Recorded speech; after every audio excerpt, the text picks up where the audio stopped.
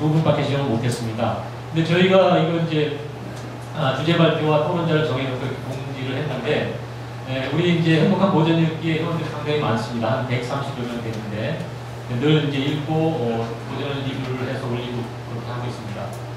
근데 저희가 미리 공지하는 것은, 가급적이면 이제 책을 읽으시면 좀 읽었으면 좋겠다라는 거거든요. 우리 회원 중에서 가장 열심히 공부하신 분이 있어요. 그분이 누구냐면 황효순 교수님입니다. 제가 이게 번외 토론을 부탁을 드리겠습니다. 잠깐 나와주세요. 우리 황 교수님은 우리 그 페이스북 행복한 보전 읽기에다가 로마사 농구를 토론한다고 하니까 로마사 농구하고 공화주의에 대한 책들을 읽어서 그것을 요약하고 그 공부를 굉장히 많이 하셨습니다. 그래서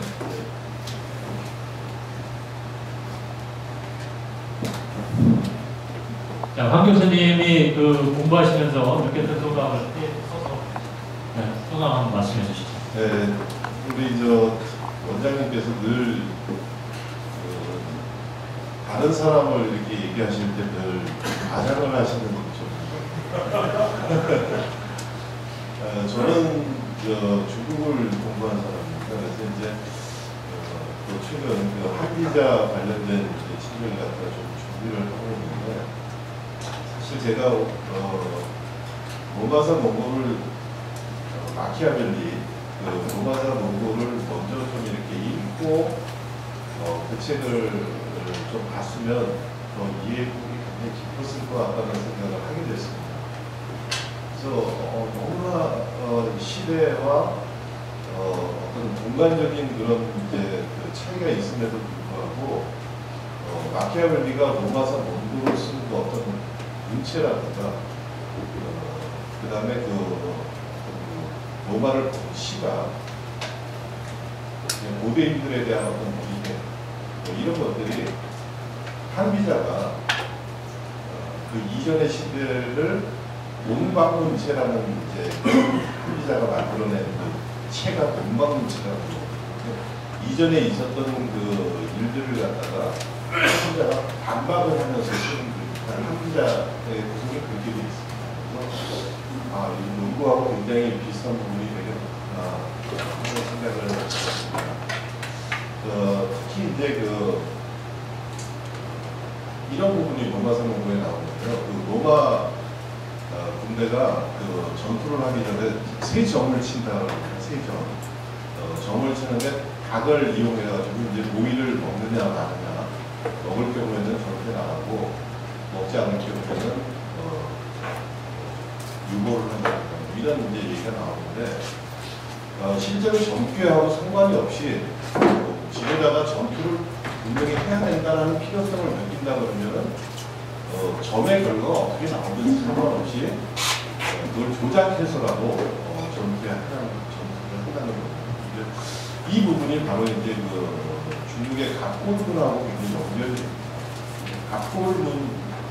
갑골이 그게 이제 거북이 등뼈나 소의 각각골을 이용해서 점을 치는 건데, 거기서도 유사한 얘기가 나옵니다. 그러니까 지도자가 국가의 대사가 있을 때라든가, 이런 부분이 있을 때 점을 치게 되는데, 그 점의 결과는 그때 이제 로마에서는 훌라리라고 하는 그 점술가들이 있었고, 중국에서는 방사라고 하는 아주 요즘에 상대되는 대단한 점술가 또 집단들이 정치적인 세력을 가지고 있었어요. 이런 것들을 이렇게 이제 비교해서 읽다 보니까 이게 인간은 역시 이제 본질상, 그러니까 마키아벨리가 인간을 이해한 것이나 한비자가 인간을 이해한 것이나, 인간은 본질적으로 어떤 욕심을 추구하고 그래서 법이라고 하는 동양에서는 예의 이런 식으로 표현이 되기도 하지만요, 어떤 법이라는 것을 통해서 적절한 통제들이 이루어져서 지배에 어떤 공백이 생기는 아주 평평한 균형으로 인해서 지배라는 것 자체가 있음에도 불구하고 없는 것처럼 보이는 것, 그것이 바로 이제 공화가 아닌가 이런 생각을 해봤고요. 그것은 중국뿐만 아니라 로마에서도 이렇게 이제 체현이 됐었구나 하는 것들을 좀 느꼈습니다. 그래서 뭐 질문이나 뭐 이런 것보다는요. 제가 이제 로마서 공부 한 50페이지 정도 1권 좀 읽었는데 앞으로 계획은 제가 이제 행복한 고전 읽기 그 강좌를 통해서 계속 그걸 좀 내부로 한번 좀 그려보려고. 그래서 그것이 나중에는 동양의 그 생각들과 어떤 유사점이 있고 어떤 차이점이 있는가 하는 것들을 한번 좀 비교해 보면 마키아벨리나 또 동양의 어떤 한비자, 동양의 마키아벨리 혹은 그 서양의 한비자 뭐 이렇게 이제 서로 상칭되는 그런 분들에 대한 좀 더 깊은 이해가 있지 않을까 그런 생각을 해봤습니다. 우리 원장님께서 말씀하신 것처럼 제가 열심히 공부하고 있는 건 아니고요. 열심히 공부하려는 자세를 갖고 있습니다. 감사합니다. 자, 재밌게 들으셨죠? 아마 대한민국에서 유일한 이런 도전, 아주 아름다운 장관인 것 같습니다.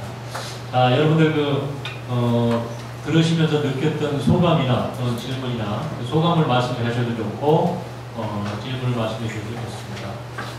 제가 우선 외부에서 오신 손님들부터 제가 이렇게 질문을 청하도록 하겠습니다. 우리 그 위키트리 부회장님이신 김혜영 부회장님 모셨습니다. 오늘 좀 느끼신 소감과 우리 김정호 선생님 마이크 좀 이렇게 좀 해주시겠어요? 안녕하세요. 제가 네, 박수 부탁드립니다. 이렇게 초대해 주셔서 감사하고요. 저도 덕분에 한 30년 만에 다시 이 책을 본 것 같아요. 그때 오늘 같은 생각을 제가 어려서 잘 몰랐었는데요.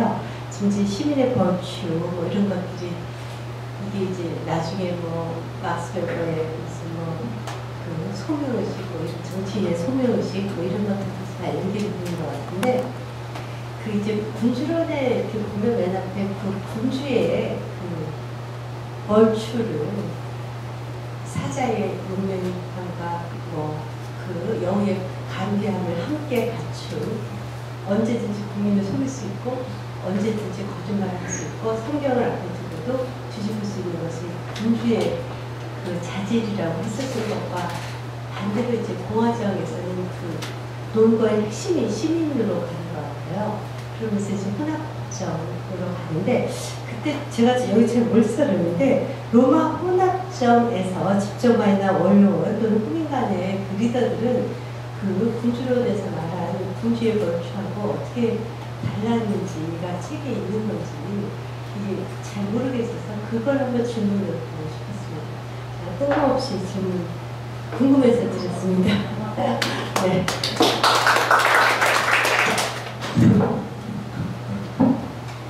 그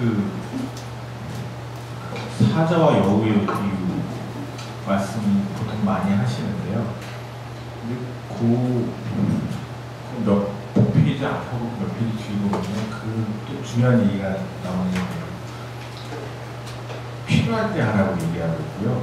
도덕도 필요하고 선한 행위도 필요하지만 세상은 모두 선한 사람으로 이루어지지 않기 때문에 선하지 않을 수 있는 법을 배워야 된다고 얘기를 하고 있습니다.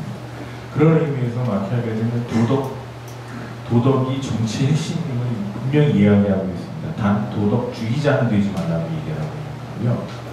그런 의미에서 그 로마서 농부에서 그 선생님 말씀하셨던 그런 그 정치 지도자들도 그러한 그 상황의 필요에 따라서 정치 공동체를 유지하기 위해서 필요한 그 어떻게 보면 단호한 행위들이 있지 않습니까? 그런 걸 필요하다고 얘기하죠. 아까 제가 말씀드렸던 브루투스 같은 경우에 자기 아들들이 평장의 이슬로 사라지도록 나아져도 떨어뜨리고 사자의 용맹이라고 할 수 있겠지 않습니까? 그런 것들, 그다음에 여우의 관계도요. 그 속임수도 필요하다고 얘기합니다. 근데 다 개인적인 그게 아니라 국가의 관계 속에서 항상 그 나만 지켜하고 유리한 경우는 없으니까 필요하면 하라고 합니다. 그러나 너 자신을 위해서 하라고 하진 않고요. 그래서 어떻게 보면은 군주론도 고전은 그래서 꼼꼼히 읽어야 되는데요. 그 정치인들이 항상 쓰는 말들이 자기 자신을 이렇게 싹 피해나기 위해서 이렇게 대충 핵심적인 것만 쓰고 그러거든요. 그래서 군주론이 그 대표적인 예일 중에 하나인데요. 사실은 제가 저희 개인적인 독해 방식이고 군주론도 그런 얘기는 저희가 일반적으로 알고 있는 그거는 좀 다른, 좀 더 깊은 얘기가 있는 것 같습니다. 근데 선생님께서 말씀하신 것처럼 그 정치 지도자라든지 아니면 어떤 그 책임을 져야 되는, 아까 막스가 말씀하셨지만 책임 의리가 있는 정치인들은 자기의 개인적인 어떤 신념 의리보다는 책임을 질 수 있는 자세, 그것을 자기와의 어떤 신념과도 대립될 수 있는 행위는 할 준비가 되어 있어야 된다. 제가 추가 질문을 좀 드리자면요. 우리가 이제 정치학에서 마키아벨리즘을 정치학의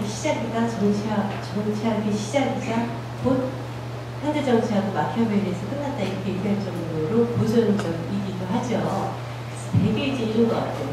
마키아벨리에서 나오는 아까 앞에 부분 그 사자 용맹함과 여우의 관대함 이 정치인의 굉장히 중요한 걸 추구가 되고 또 하나는 이제 어떤 사람이 대통령이 되느냐 뭐 프레시던스 이런 한번을 보면 다 정치인의 가장 큰 방법은 역시 권력 의지로 보는 것 같아요.